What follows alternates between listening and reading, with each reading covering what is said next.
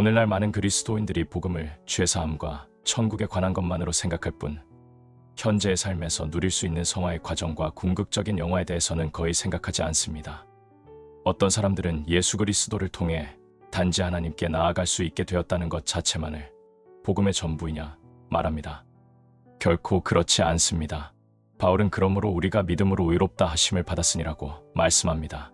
이는 우리가 의롭다 하심을 얻은 것은 칭의의 열매이자 결과이며 예수 그리스도를 믿음으로 말미암아 하나님께 받아들여진 것은 구원의 시작일 뿐이라는 뜻입니다. 로마서 5장에서 8장에는 의롭다 하심을 얻은 신자들, 즉 예수 그리스도의 소유가 된 우리들이 소유하게 된 4가지 풍성한 유업을 각 장에서 말씀해 주고 있습니다. 5장에서는 하나님과의 화평, 6장에서는 그리스도와 연합, 7장에서는 율법으로부터의 자유, 그리고 마지막 8장에서는 성령 안에서의 삶입니다. 이제부터 이 특권들을 차례대로 살펴보도록 하겠습니다. 우리가 믿음으로 의롭다 하심을 받게 되는 것을 칭의라고 정의합니다. 로마서 5장 1절과 2절에서는 칭의의 결과를 3개의 문장으로 말씀합니다. 첫째, 우리는 주 예수 그리스도로 말미암아 하나님과 화평을 누리게 됩니다. 둘째, 그로 말미암아 우리는 믿음으로 서 있는 이 은혜에 들어감을 얻게 됩니다. 셋째, 하나님의 영광을 바라고 즐거워합니다. 즉, 칭의는 하나님과 누리는 화평과 지금 그 안에 서 있게 하는 은혜, 그리고 장차 받을 영광을 열매로 맺습니다. 이는 우리의 구원에 대한 3가지 시제 혹은 3가지 국면과 관련되어 있음을 알 수 있습니다. 첫째, 하나님과의 화평은 칭의의 직접적인 효과에 대해 말해줍니다. 우리는 원래 하나님과 원수되어 하나님과 불화 상태에 있었지만 이제는 하나님의 죄사함으로 말미암아 하나님과 화목하게 되었습니다. 이렇듯 칭의의 직접적인 효과는 하나님과의 불화 상태를 평화의 상태로 전환시킨 것입니다. 둘째, 믿음으로 서 있는 이 은혜에 들어감은 칭의의 지속적인 효과에 대해 말해줍니다. 이는 우리가 은혜 안에 계속 들어가 있는 상태를 말합니다. 우리는 이 은혜에 이미 들어가 있고 지금도 그 안에 서 있습니다. 셋째, 우리가 바라는 하나님의 영광은 칭의의 궁극적인 효과에 대해 말해줍니다. 여기서 하나님의 영광은 천국을 의미하는데 이는 하나님께서는 자신을 천국에서 완전하게 계시하시기 때문입니다. 성경에서 하나님의 영광은 하나님의 나타남을 의미합니다. 우리는 천국에서 하나님의 영광을 볼 뿐 아니라 그 영광을 함께 누리게 될 것입니다. 위의 3 구절은 하나님과의 관계에 있어서 그리스도인의 조화로운 삶을 묘사한 것입니다. 하나님과의 화평, 믿음으로 서 있는 은혜에 들어감, 하나님의 영광, 이 3가지 요소는 그리스도인의 삶에 대한 아름다운 요약임은 분명합니다. 화평이란 말에서 우리는 이미 끝나버린 불화 상태를 떠올리게 됩니다. 은혜란 말에서 우리는 지금도 계속 그 사랑 안에 거할 수 있게 하신 우리의 화해이신 아버지를 보게 됩니다. 그리고 영광이란 말에서 우리는 우리의 소망이자 소망의 대상이신 하나님의 영광을 장차 나타날 우리의 최종적인 운명을 보게 됩니다. 그리스도인이 가야 할 그 길은 자갈만이 아니라 가시덩굴로 뒤덮여 있는 좁은 길입니다. 바울은 3절에서 우리에게 다음과 같이 말합니다. 이뿐 아니라 우리가 환난 중에도 즐거워하나니. 화평, 은혜, 영광, 맞습니다. 그러나 거기에는 고난도 동반됩니다. 본문에서 말하는 환난은 엄밀히 말하면 질병이나 괴로움, 슬픔이나 애통이 아니라 하나님을 믿지 않거나 기독교의 적대적인 이들에게서 받는 박해를 의미합니다. 그러나 그것이 무엇이든 환난은 우리를 언제나 영광에 이르게 합니다. 부활하신 주님도 친히 그렇게 말씀하셨습니다. 그분은 구약 성경이 예언한 대로 그리스도가 고난을 받고 자기의 영광에 들어가야 하리라라고 말씀하셨고 실제로 그러셨습니다. 그리스도에게 진실인 것은 그리스도인들에게도 진실입니다. 종이 상점보다 결코 크지 못하기 때문입니다. 그렇기 때문에 사도 바울도 이렇게 말했던 것입니다. 우리가 그와 함께 영광을 받기 위하여 고난도 함께 받아야 할 것이니라. 이 말씀은 우리가 현재 당하고 있는 고난이 언제나 영광에 이르게 한다는 의미가 아닌 것입니다. 장래의 영광을 생각해서 지금 당하는 고난을 언제나 웃으며 넘길 수 있는 것도 아닙니다. 이 말씀의 의미는 만일 우리가 영광을 바라고 즐거워한다면 우리는 지금 당하고 있는 고난 또한 즐거워한다고 말씀하는 것입니다. 어떻게 우리는 현재의 고난 중에서도 즐거워할 수 있을까요? 어떻게 우리는 우리를 괴롭히는 것에서 기쁨을 찾을 수 있을까요? 바울은 우리가 고난 자체를 즐거워하는 것이 아니라 그것이 만들어내는 유익한 결과를 즐거워한다고 말합니다. 우리는 우리가 당하는 고통을 즐거워하는 자학자들이 아닙니다. 우리는 이를 갈면서 고통을 참아내는 금욕주의자들도 아닙니다. 그리스도인이란 지금 당하고 있는 고난에서 하나님의 은혜롭고 거룩한 목적이 성취되는 것을 볼 줄 아는 사람입니다. 우리는 고난이 이루어낸 결과로 인해 즐거워합니다. 여기서 이룬다라는 헬라어의 의미는 낳는다는 뜻을 가집니다. 그렇다면 고난은 인내를 낳고 인내는 연단을 낳는다고 해석할 수 있습니다. 이렇듯 고난을 즐거워한다는 말은 그것이 낳은 결과를 즐거워한다는 뜻입니다. 그렇다면 고난이 낳는 것이 무엇이라고 설명합니까? 첫째는 환난은 인내를 낳습니다. 예방접종에 의해 몸 안에 항체가 생기듯이 환난 중에 필요한 참된 인내는 환난을 통해 만들어집니다. 고난을 경험해보지 않고서 우리는 인내를 배울 수 없습니다. 환난 없이는 인내할 것이 아무것도 없기 때문입니다. 둘째는 인내는 연단 또는 인격을 낳습니다. 연단이라고 번역된 도키메라는 헬라어는 시험을 치러 합격한 사람의 성숙한 인격이나 검증을 받은 물건의 질이 좋음을 뜻합니다. 환난은 인내를 낳고 인내는 연단 또는 그에 걸맞는 인격을 낳는다고 말씀해 주는 것입니다. 셋째는 연단 또는 인격은 소망을 낳습니다. 이 연단은 궁극적인 영광에 대한 확신을 낳습니다. 환난의 인내를 통해 얻은 성숙한 인격은 장래의 영광에 대한 소망을 가져옵니다. 사도 바울이 여기서 의미한 것은 분명 성숙한 그리스도인의 인격은 하나님이 우리 편에서 그리고 우리 안에서 역사하고 계신다는 증거라는 것입니다. 하나님이 우리의 삶 속에서 이처럼 역사하신다는 사실은 우리가 온전히 성장하기까지 그분은 결코 우리를 포기하지 않으실 것임을 우리에게 확신시켜 줍니다. 하나님은 우리로 하여금 마침내 영광의 자리에 이르게 하실 것이 분명합니다. 여기서 우리는 환난과 영광이 결코 떨어질 수 없는 관계에 있음을 알게 됩니다. 만일 영광에 대한 소망이 환난에 의해 만들어진 것이라면 우리는 영광 가운데서뿐 아니라 환난 가운데서도 즐거워할 수 있는 것입니다. 사도 바울은 무엇보다 소망은 우리를 부끄럽게 하지 않는다라고 말합니다. 소망은 결코 우리를 실망시키지 않는다고 말입니다. 그렇다면 우리의 소망의 근거는 무엇 때문일까요? 이 질문에 대해 사도 바울은 5절 후반부에서 대답합니다. 우리에게 주신 성령으로 말미암아 하나님의 사랑이 우리 마음에 부은 바 됨이니. 하나님의 사랑의 근거에 그러한 소망이 결코 우리를 실망시키지 않으리라고 확신한다는 것이 바울의 대답입니다. 하나님께서 우리를 영광에 이르게 하실 것이라는 사실을 우리가 조금도 의심할 필요가 없는 이유는 우리를 사랑하고 계시니가 바로 하나님이시기 때문입니다. 영광의 소망이 결코 우리를 실망시키지 않으리라는 것을 확신할 수 있는 충분한 근거를 우리는 갖고 있습니다. 우리가 환난은 인내를, 인내는 인격을, 인격은 소망을 낳는다 라고 확신할 수 있는 것은 부분적으로는 하나님이 고통을 통해 우리의 인격을 형성하시기 때문입니다. 하나님의 사랑은 우리가 멸망당하도록 그냥 내버려 두지 않으실 것입니다. 여기서 다시 한번 어떤 이들은 다음과 같이 반문할 것입니다. 하지만 하나님이 당신을 그렇게 사랑하신다는 것을 어떻게 확신할 수 있는가? 바울은 이 질문에 대해서도 다음과 같이 분명히 대답합니다. 하나님의 사랑을 내적으로 경험하기 때문에, 즉 우리에게 주신 성령을 통해 하나님의 사랑이 우리 마음 속에 넘치고 있기 때문에 하나님이 우리를 사랑하고 계심을 확신할 수 있다고 말입니다. 성령은 모든 그리스도인에게 주신 하나님의 선물입니다. 그리고 그 성령의 독특한 사역 중 하나가 우리에 대한 하나님의 사랑을 우리의 마음속에 홍수처럼 강력하게 부어주심으로써 우리로 하여금 하나님이 우리를 사랑하고 계신다는 것을 내적으로 깊이 깨달아 능력 있는 그리스도인의 삶을 살게 하시는 것입니다. 성령이 친히 우리의 영과 더불어 우리가 하나님의 자녀인 것을 증언하시나니 성령은 우리를 사랑하는 분이 바로 하늘에 계신 우리 아버지시라고 증거합니다. 그리고 그 성령은 하나님의 사랑을 우리의 마음속에 부어주시기를 기뻐하십니다. 그리고 우리에게 단번에 주어진 성령은 우리 마음속에 하나님의 사랑을 영원히 충만하도록 흘러넘치게 하십니다. 이상의 내용을 요약해 볼 때 우리는 칭의의 결과가 삼중적임을 알 수 있습니다. 첫째, 우리는 하나님과 화평을 누리게 되었습니다.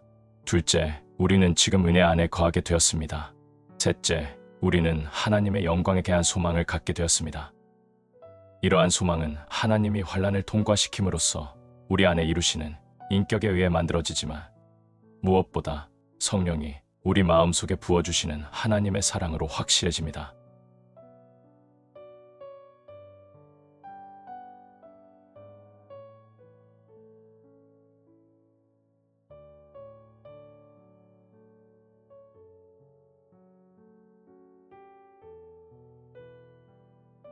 우리가 인생을 살면서 하나님의 사랑을 확신할 수 있는 근거가 무엇일까요? 사도 바울은 그리스도께서 아무런 가치가 없는 자들을 대신해서 죽으셨음을 우리에게 상기시켜 줍니다. 아무 가치가 없는 자들 안에 당신과 나도 포함되었다는 사실은 이상한 일이 아닙니다. 첫째로, 바울은 우리를 자신을 구원하지 못하는 연약한 자들이라고 묘사합니다. 우리가 아직 연약할 때에 기약대로 그리스도께서 경건하지 않은 자를 위하여 죽으셨도다. 둘째, 우리를 크고 높으신 하나님의 권위에 반항하는 경건하지 않은 자들이라고 묘사합니다. 셋째, 우리를 의의 표적을 제대로 맞추지 못한 죄인이라고 묘사합니다. 의인을 위하여 죽는 자가 쉽지 않고 선인을 위하여 용감히 죽는 자가 혹있거니와 우리가 아직 죄인 되었을 때 그리스도께서 우리를 위하여 죽으심으로 하나님께서 우리에 대한 자기의 사랑을 확증하셨느니라. 넷째, 하나님과의 적대적인 관계에 있는 원수라고 부릅니다.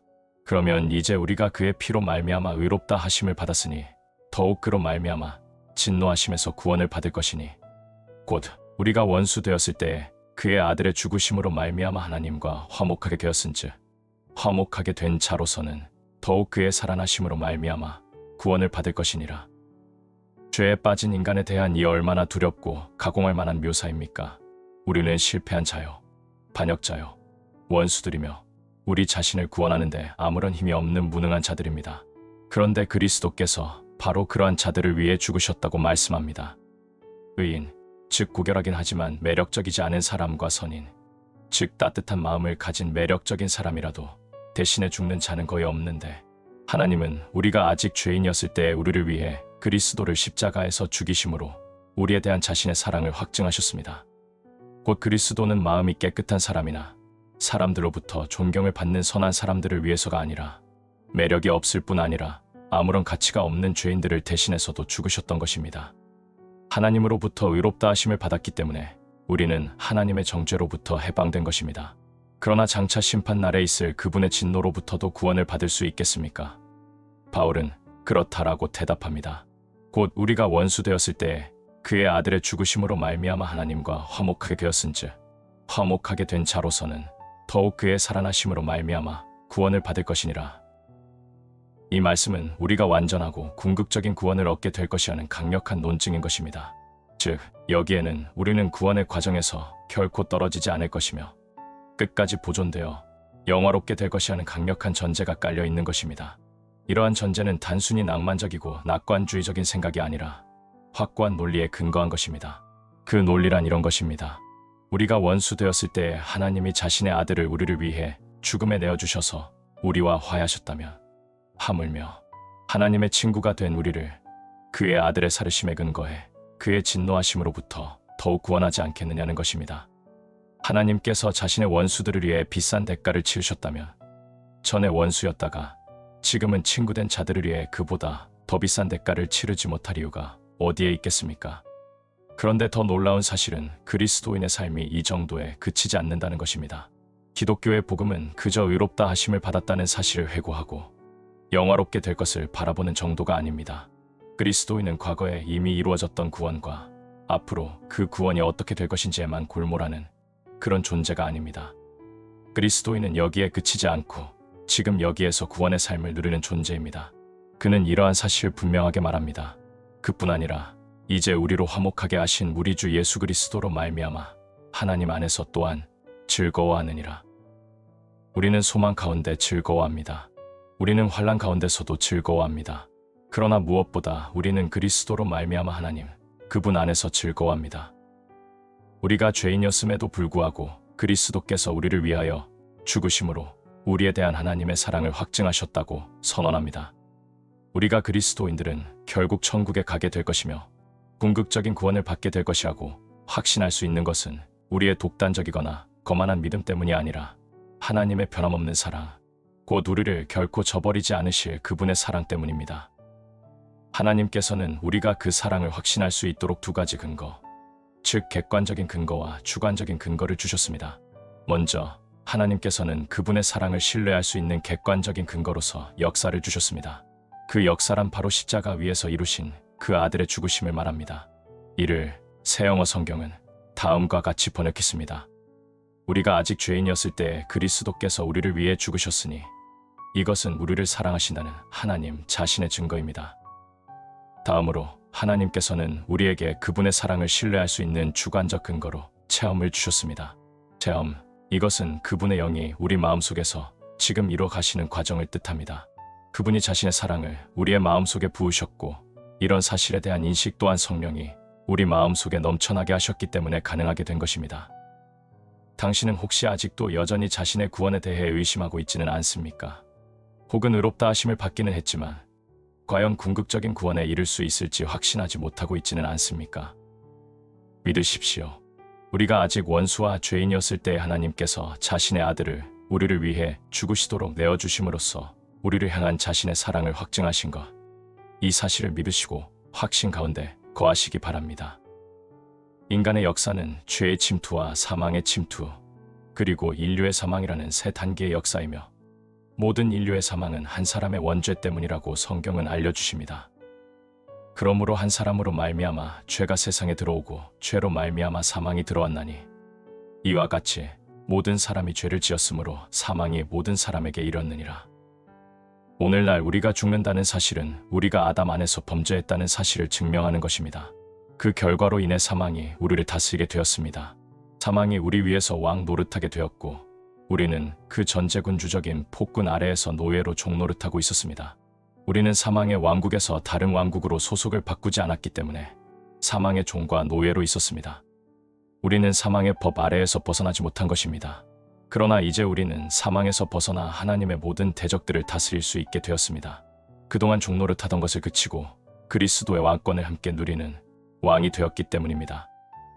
우리가 정죄를 받느냐 아니면 의롭다 하심을 받느냐, 또는 우리가 영적으로 죽느냐 아니면 영적으로 사느냐의 여부는 우리가 어떤 사람에 속하느냐, 곧 아담에 의한 옛사람에 속하느냐 아니면 그리스도에 의한 새 사람에 속하느냐에 달려있는 것입니다. 모든 사람은 아담 안에 있었습니다. 그 이유는 우리가 아담 안에서 출생했기 때문입니다. 우리는 아담 안에서 출생하고 정죄를 받아 죽게 될 것입니다. 그러나 믿음으로 그리스도 안에 있게 되면 우리는 의롭다 하심을 받아 살 수 있게 되는 것입니다. 이러한 사실은 앞부분에서 진술되었던 우리가 의롭다 하심을 얻은 자들의 세 가지 특권들, 즉 화평과 은혜, 그리고 영광을 복으로 얻게 되기 때문입니다. 그리고 그러한 특권들은 예수 그리스도 안에서 그리고 그를 통해서만 우리의 것이 되기 때문입니다. 화평과 은혜, 그리고 영광, 의롭다 하심을 받은 이들이 얻은 이 세 가지 특권은 아담 안에 있는 자들에게 주어진 것이 아니라 오직 그리스도 예수 안에 있는 자들에게만 주어지게 됩니다. 그러므로 우리가 믿음으로 의롭다 하심을 받았으니 우리 주 예수 그리스도로 말미암아 하나님과 화평을 누리자. 또한 그로 말미암아 우리가 믿음으로 서 있는 이 은혜에 들어감을 얻었으며 하나님의 영광을 바라고 즐거워하느니라.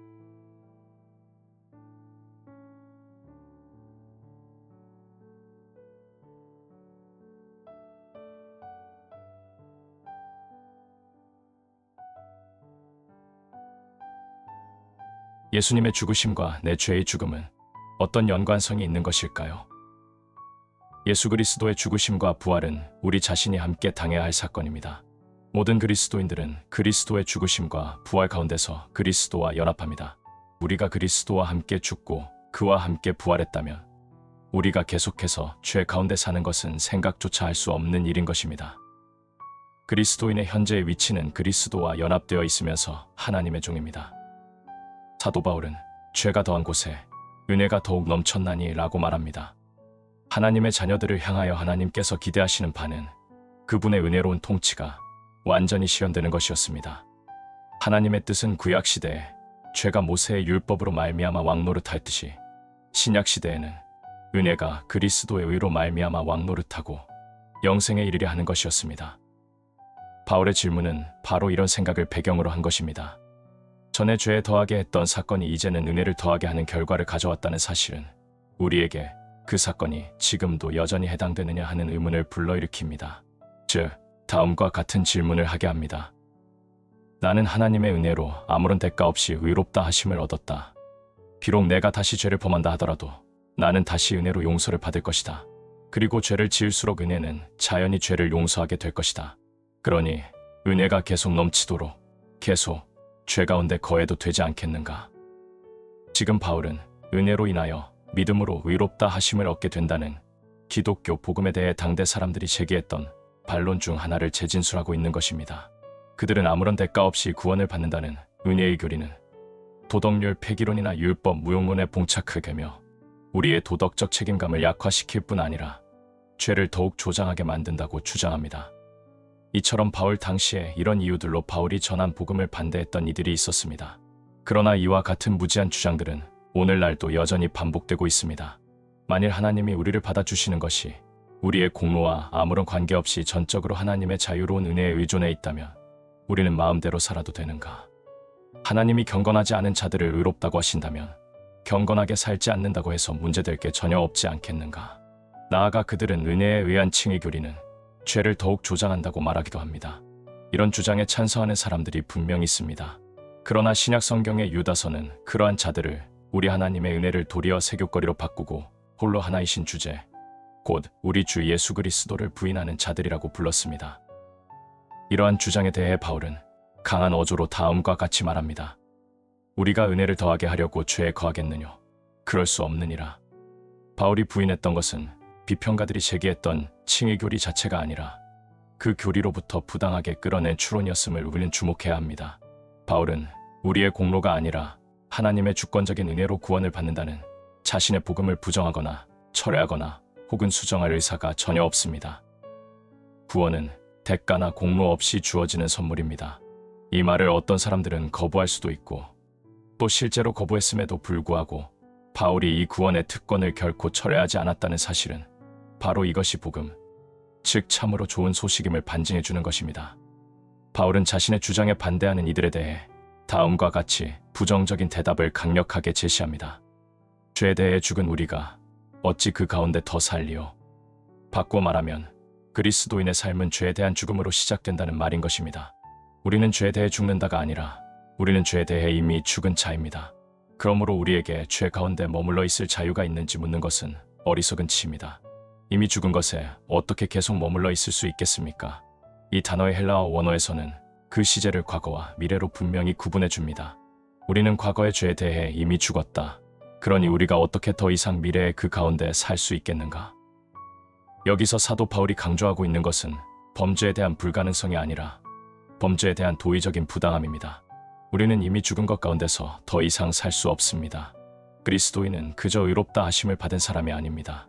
그리스도인은 예수 그리스도와 인격적인 관계를 맺은 사람입니다.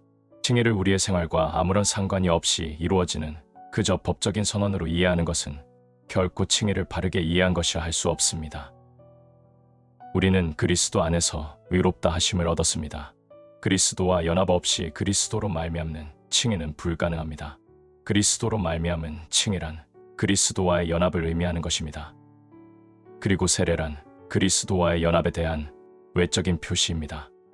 물론 세례는 죄 씻음과 성령의 은사를 받는 것과 관련이 있습니다. 그러나 세례는 본질적으로 그리스도와의 연합을 의미하는 것입니다. 신약 성경에서 세례를 주다라는 동사는 아내라는 전치사가 아니라 언제나 안으로라는 전치사와 함께 쓰입니다. 부활하신 주님은 자신의 위대한 사역 가운데 우리가 아버지와 아들과 성령의 이름 안으로 세례를 받을 것이라고 말씀하셨습니다. 사도행전은 사마리아와 예배소 지역의 성도들은 주 예수의 이름 안으로 세례를 받았다고 전했습니다. 갈라디아서도 그리스도 안으로 세례를 받은 자는 누구든지 그리스도로 옷 입은 것이라고 말씀하고 있습니다.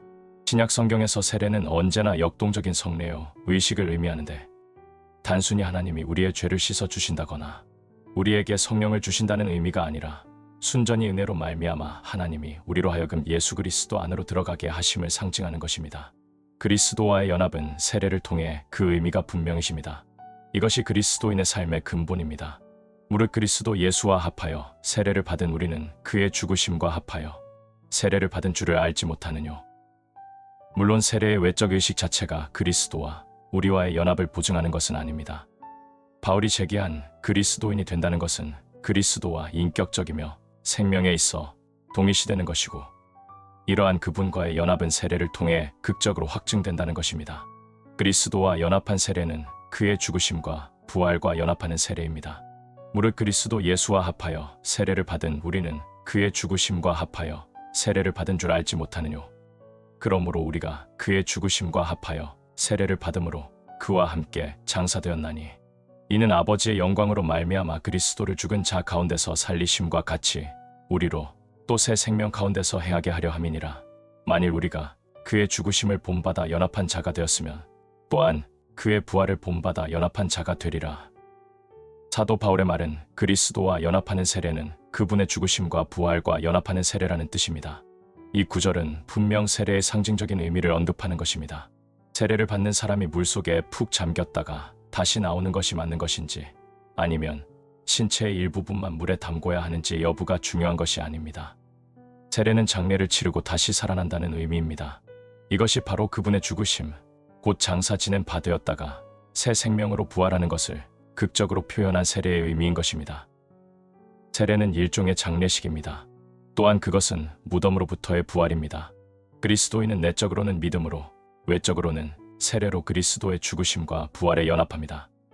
우리는 자신을 막연하게 그리스도와 연합되어 있다고 생각해서는 안 됩니다.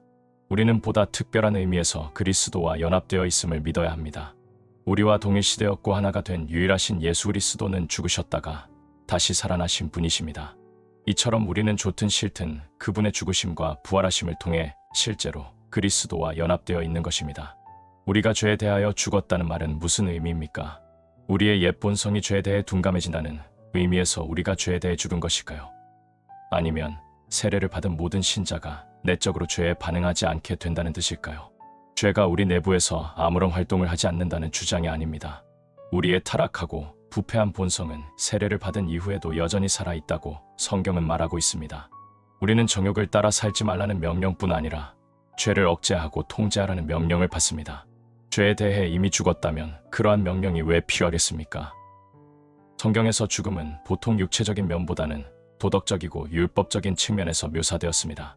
성경은 죽음이란 시체처럼 아무런 움직임도 없이 누워있는 상태가 아니라 죄에 대한 정당한 형벌이라고 말합니다. 성경에서 죄와 사망이 결합되어 있으면 사망은 언제나 죄의 대가라는 본질적인 관계를 말하는 것입니다. 그의 죽으심은 죄에 대하여 단번에 죽으심이요라는 말씀은 그리스도께서 죄의 정죄함, 즉 사망을 짊어지셨다는 의미인 것입니다.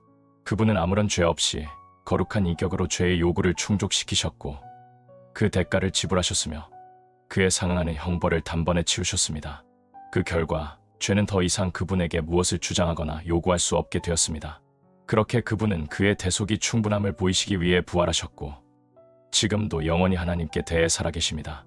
이것이 그리스도께서 죄에 대해 죽으셨다는 바른 의미라면 이것은 그리스도와 연합한 그리스도인들이 죄에 대해 죽었다는 말씀의 바른 의미이기도 합니다. 그리스도와 연합을 통해 우리가 죄의 형벌을 치렀다는 의미에서 우리도 죄에 대해 죽은 것입니다. 그리고 그 결과로 우리의 옛 생활이 끝이 나고 새 생활이 시작된 것입니다. 어떤 이들은 우리는 우리의 죄를 위해 죽을 수 없고 그것은 그리스도만이 하실 수 있는 일이기 때문에 그리스도 안에서 우리가 우리의 죄의 대가를 짊어진다고 말하면 안 된다고 반론할 수 있습니다. 그러나 그렇게 말하는 것은 행위로 의롭다 하심을 받으려는 은밀한 주장입니다. 그렇지 않습니다. 물론 죄를 지고 희생 제물이 되는 것은 전적으로 그리스도의 유일한 사역이며 우리는 결코 그분처럼 우리 자신을 드리지 못합니다. 그러나 우리는 그리스도와 연합함으로써 연합이 주는 유익을 함께 누릴 수 있고 실제로 함께 누리고 있습니다. 성경은 그리스도께서 대속물로서 우리 대신 죽으사 우리가 죄로 인해 죽을 필요가 없게 되었다고 말씀할 뿐 아니라 그분이 우리의 대표자로서 우리를 위해 죽으사 우리가 그분 안에서 그분을 통해 죽었다고 말할 수 있게 되었다고 분명히 선언합니다. 우리가 알거니와 우리 옛사람이 예수와 함께 십자가에 못 박힌 것은 죄의 몸이 죽어 다시는 우리가 죄에게 종노릇하지 아니하려 함이니라. 우리는 우리의 옛사람이 그분이 함께 십자가에 못 박힌 자입니다. 그것은 죄의 몸을 멸하기 위한 것입니다. 또한 그것은 우리로 더 이상 죄의 종이 되지 않도록 하기 위한 것이었습니다.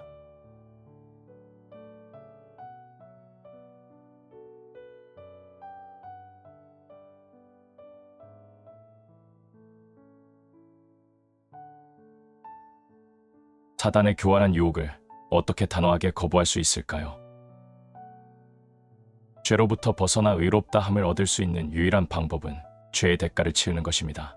죄에 대한 형벌을 받는 것 외에 그것으로부터 벗어날 수 있는 방법은 아무것도 없습니다. 유죄 판결을 받고 형기를 선고받은 사람은 어떻게 의롭다 하심을 받을 수 있을까요? 방법은 단 하나. 감옥에 가서 죄에 대한 벌을 받는 것뿐입니다. 일단 형기를 채우면 그 사람은 감옥을 정당하게 떠날 수 있고 더 이상 경찰이나 판사를 두려워하지 않고 살 수 있습니다. 그 사람은 이제 법을 어긴 것에 대한 형벌을 이미 받았기 때문에 법은 더 이상 그 사람에 대해 구속력을 갖지 못합니다. 그 사람은 자신의 죄로부터 벗어나 의롭다 함을 얻은 것입니다. 죄에 대한 형벌이 죽음이라 하더라도 동일한 원리가 적용됩니다. 벌을 받는 것 외에 의롭게 되는 방법은 아무것도 없습니다. 물론 그 형벌도 도피처가 될 수 없다고 주장할 수 있습니다. 세상에서 행해지는 사형에 비추어 말한다면 말입니다.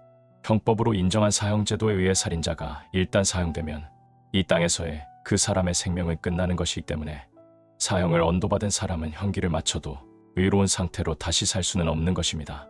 그러나 우리 그리스도인의 칭의에 관한 놀라운 사실은 우리 죄를 위해 죄에 대한 죽음의 대가를 그리스도 안에서 하나님이 치르심으로써 의롭다 함을 받은 사람이 부활의 삶을 살 수 있다는 것입니다. 그렇습니다. 우리는 죄로 인해 죽어 마땅한 자들이었고 실제로 우리는 죽음을 선고받았습니다. 그러나 그리스도와 함께 죽은 우리는 영원한 죽음이 아니라 우리의 대속자로서 믿음과 세례를 통해 우리와 하나 되신 예수 그리스도 안에서 죽은 것입니다. 그리고 이와 동일하게 그리스도와 하나 됨으로써 우리는 의롭다 하심을 얻은 사람, 즉 전적으로 새로운 삶을 위해 그리스도 안에서 다시 살아났습니다. 옛 삶은 이제 끝났습니다. 우리는 그것에 대해 죽었습니다. 이제 의롭게 된 죄인의 새 생명이 시작된 것입니다. 그리스도와 함께 죽었고 다시 부활한 것입니다. 율법이 더 이상 우리를 구속할 수 없는 것은 죄에 대한 벌금이 지불되었기 때문입니다. 나이 지긋한 마이클이라는 그리스도인이 자신의 생애를 돌아보는 모습을 상상해 보십시오. 그의 삶은 회심을 기점으로 둘로 나뉠 수 있습니다. 회심 이전의 옛 자아와 회심 이후의 새로운 자아의 삶으로 말입니다. 이는 본성이 두 개가 있는 것이 아닙니다. 그것은 그가 살아왔던 두 개의 연속적인 삶입니다. 믿음과 세례에 의해 마이클은 그리스도와 연합되었습니다. 그의 옛 자아는 그리스도와 함께 죄에 대하여 죽었으며 죄의 형벌은 이미 다 받았고 끝났습니다. 동시에 그는 그리스도와 함께 다시 살아났습니다. 새로운 사람으로 하나님께 대하여 새로운 삶을 살기 위해서 말입니다. 마이클은 모든 신자를 상징합니다. 우리가 그리스도와 하나가 되었다면 우리가 바로 마이클입니다. 우리는 그리스도와 함께 죽었습니다. 우리는 그리스도와 함께 살아났습니다. 우리가 알거니와 우리의 옛사람이 예수와 함께 십자가에 못 박힌 것은 죄의 몸이 죽어 다시는 우리가 죄에게 종노릇하지 아니하려 함이니 이는 죽은 자가 죄에서 벗어나 의롭다 하심을 얻었음이라. 만일 우리가 그리스도와 함께 죽었으면 또한 그와 함께 살 줄을 믿노니 이는 그리스도께서 죽은 자 가운데서 살아나셨음에 다시 죽지 아니하시고 사망이 다시 그를 주장하지 못할 줄을 알미로라. 우리의 옛 삶은 마땅히 받아야 할 법적인 죽음을 받고 끝나버렸습니다. 그리고 우리의 새로운 생명은 부활과 더불어 시작되었습니다. 그러므로 우리는 죄에 대하여는 죽은 자요 하나님에 대하여는 산 자로 여겨야 합니다. 우리는 우리 자신이 누구이며 어떠한 신분에 속한 사람인지를 끊임없이 상기할 필요가 있습니다. 사단이 늘 우리 귀에 대고 계속해서 죄를 지어라. 그래도 하나님이 너를 용서해 주실 것이다 라고 속삭일 때, 또 하나님의 은혜만을 바라고 죄에 머물러 있으라고 유혹할 때 우리는 사단에게 이렇게 응수해야 합니다. 사단아, 그것은 하나님이 금하신 것이다. 나는 죄에 대하여 이미 죽었다. 죄에 대해 죽은 내가 어떻게 그 안에서 다시 살 수 있겠느냐. 바꿔 말해 사도 바울은 그리스도인은 다시는 죄를 지을 수 없게 된다고 말하는 것이 아니라 그들에게 그런 삶이 전혀 어울리지 않는다고 말하고 있는 것입니다. 바울은 놀라서 우리에게 되묻습니다. 죄에 대하여 죽은 우리가 어찌 그 가운데 살리오? 죄에 대하여 죽었다는 것과 그 가운데서 산다는 것은 논리적으로 양립할 수 없기 때문입니다. 따라서 거룩한 삶의 비결은 우리의 마음에 있는 것입니다. 그것은 우리의 옛 자아가 그리스도와 함께 십자가에 못 박혔음을 아는 것과 그리스도 안에서의 세례가 그의 죽으심과 부활하심 안에서의 세례임을 아는 것입니다. 그리스도를 통해 우리가 죄에 대하여는 죽고 하나님에 대하여는 산 자임을 지적으로 알고 그렇게 여기는 것은 중요합니다. 우리는 이러한 진리들이 우리의 사고방식에 필수적으로 자리를 잡아서 옛 생활로 돌아가려는 생각조차 들지 않을 때까지 이 진리들을 회상하고 숙고하고 마음에 새겨야 합니다. 어른이 어린아이 시절로, 결혼한 사람이 독신 시절로, 석방된 죄수가 수감 시절로 되돌아가려고 해서는 안 되는 것처럼 거듭난 그리스도인들은 거듭나지 않은 생활로 돌아가려고 해서는 안 되는 것입니다. 우리의 상태는 예수 그리스도와의 연합으로 변했습니다. 우리의 믿음과 세례가 우리를 옛생활로부터 철저하게 단절시키고 분리시켜 새로운 삶에 헌신할 수 있도록 만들었기 때문입니다. 이 두 종류의 삶 중간에 우리가 받은 세례가 있습니다. 마치 두 방 사이에 하나의 문이 있어 한 방문을 닫고 다른 한 방문을 여는 것과 마찬가지로 말입니다.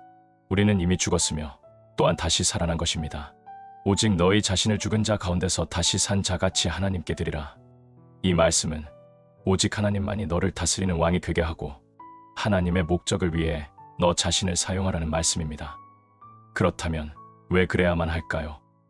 우리는 죽음으로부터 살아났기 때문에 죄악의 지배를 받을 수 없으며 죄는 더 이상 우리를 지배할 권리가 없습니다. 우리가 이제 법 아래에 있지 아니하고 은혜 아래에 있기 때문입니다. 은혜의 하나님이 우리를 그리스도 안에서 깨끗게 하셨고 우리의 죄의 대가를 대신 치우셨습니다.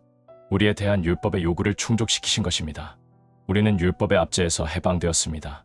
이제 우리는 전혀 새로운 신분이 된 것입니다. 우리는 더 이상 율법을 어긴 죄인이 아니며 하나님의 은혜 아래에 있는 자녀입니다. 우리가 율법 아래에 있지 않고 은혜 아래에 있다는 사실을 아는 지식은 은혜가 더욱 넘쳐나게 하기 위해 우리로 계속 죄에 거하지 못하게 하며 세상과 육신과 죄악으로부터 우리를 멀어지게 만들어줍니다. 우리는 은혜로 말미암아 죽은 자 가운데서 다시 살아났기 때문에 죽은 옛 삶으로 결코 되돌아갈 수 없습니다. 그러나 이제는 너희가 죄로부터 해방되고 하나님께 종이 되어 거룩함에 이르는 열매를 얻었으니 그 마지막은 영생이라. 우리는 태어날 때부터 죄의 종으로 태어났습니다. 그러나 우리는 은혜로 말미암아 복음에 순종해 하나님의 종으로서의 삶을 시작할 수 있게 되었습니다. 그리고 바울은 결론으로 죄의 삭은 사망이요 하나님의 은사는 그리스도 예수 우리 주 안에 있는 영생이니라라고 단언합니다. 여기에는 전혀 다른 두 종류의 삶, 즉 옛 자아의 삶과 새로운 자아의 삶이 언급되는데 그 둘은 서로 완벽히 대조를 이룹니다. 예수님은 전자를 사망에 이르는 넓은 길이라 부르셨고 부자를 생명에 이르는 좁은 길이라 부르셨습니다. 바울은 이 둘을 두 가지의 종이라고 부릅니다. 우리는 날 때부터 죄의 종이었지만 은혜와 믿음으로 하나님의 종이 되었습니다. 죄의 종은 도덕적인 멸망과 사망 외에는 어떠한 열매도 맺지 못합니다. 그러나 하나님의 종은 거룩함과 영생이라는 값진 열매를 맺게 됩니다. 에덴 동산에서 하와에게 하나님이 참으로 너희더러 먹지 말라 하시더냐라고 사단이 물었던 것처럼 사단은 우리 마음속에 지금도 왜 계속해서 죄를 짓지 않느냐? 너는 은혜 아래 있으니 마음껏 죄를 지어라. 하나님이 너를 다시 용서해 주실 것이라는 생각을 하게 만듭니다. 이는 우리를 죄 가운데 몰아넣으려는 복음의 원수인 사단이 지금도 속삭이는 질문입니다. 이러한 교활한 사단의 질문이 제기될 때 우리는 다음과 같이 분명히 말해야 합니다. 그럴 수 없다. 그러나 우리는 여기에서 더 나아가 이러한 반대의 논리적인 근거가 있음을 확증할 수 있어야 합니다. 이것은 매우 중요합니다. 그 이유는 이러한 위대한 교리를 우리 그리스도인의 삶의 경험적 표준으로 삼아야 하기 때문입니다. 우리가 사단의 교활한 유혹을 거부해야 하는 이유가 무엇일까요? 그것은 우리가 그리스도와 함께한 자이며 하나님의 종이기 때문입니다. 우리는 외적으로는 그리스도와 연합되었고 내적으로는 믿음으로 하나님의 종이 되었기 때문입니다. 우리는 그리스도와 함께 죄에 대하여 죽었고 하나님에 대하여는 살았으며 만일 우리가 하나님의 종이라면 우리는 순종해야 합니다. 우리가 하나님의 은혜만을 믿고 의도적이고 지속적으로 죄 가운데 거한다는 것은 신성모독인 것입니다. 우리는 그리스도 안에서 새롭게 된 사람입니다. 그렇기 때문에 날마다 하나님의 은혜에 합당한 삶을 살아야 하는 것은 지극히 당연하며 이것이 바로 하나님의 기대에 부응하는 종의 삶인 것입니다.